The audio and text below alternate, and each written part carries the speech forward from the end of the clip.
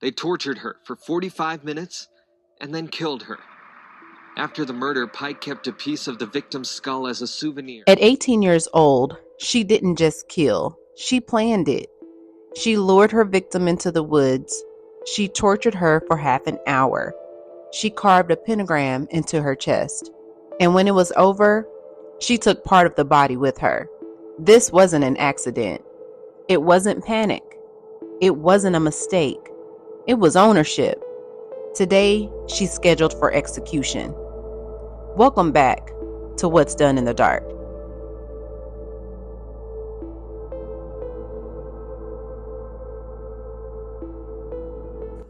Christa Pike was born in 1976 in Beckley, West Virginia.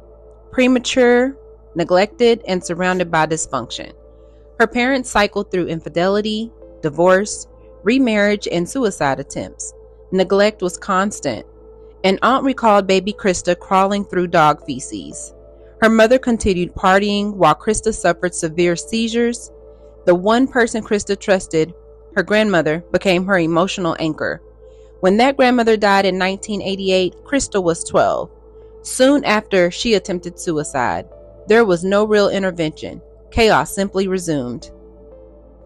Christa bounced between homes and school. She was violent and attracted to violence. She chased a boyfriend with a knife. He punched her. Charges disappeared. Later, she was accused of molesting a younger sibling and was thrown out of her father's home. She claimed repeated sexual assaults. Family members said she lied compulsively. Truth stopped mattering. In 10th grade, she was sent to juvenile detention.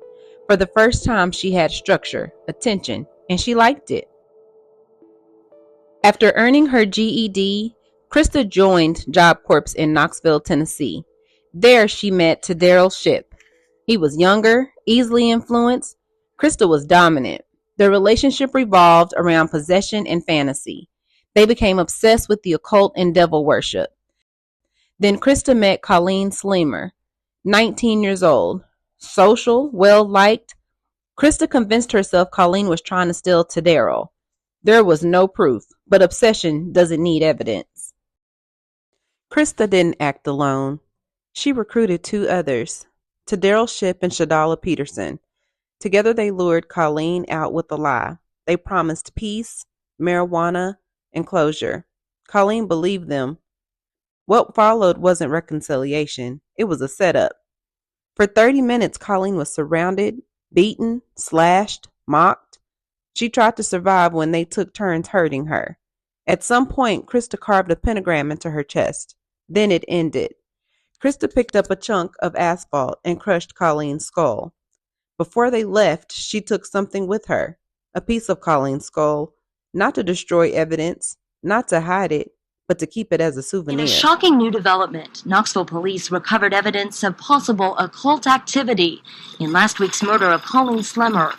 A satanic sign was carved into the Job Corps student's chest, and a piece of her skull was carried away from the crime scene. The victim's parents, who live in Florida, say they're horrified. People don't understand when you go pick up your child or you're going to go identify a body, when you see what we saw, it's hard. I don't think that there was a love triangle involved. I think there was other things involved in it.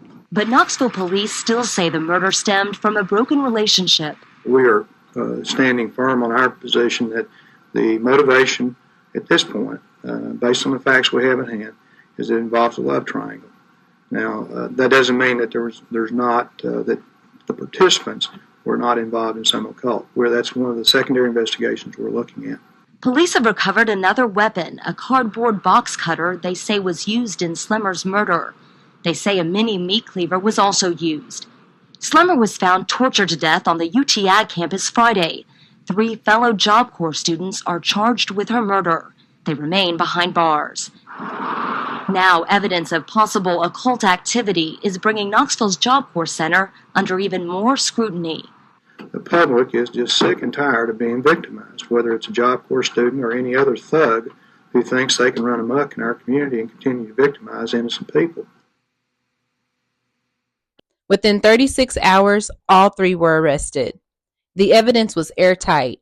Dorm logs showed 4 left, but only 3 returned. Witnesses came forward. The skull fragment was found in Christa's jacket. Christa confessed and then minimized the situation.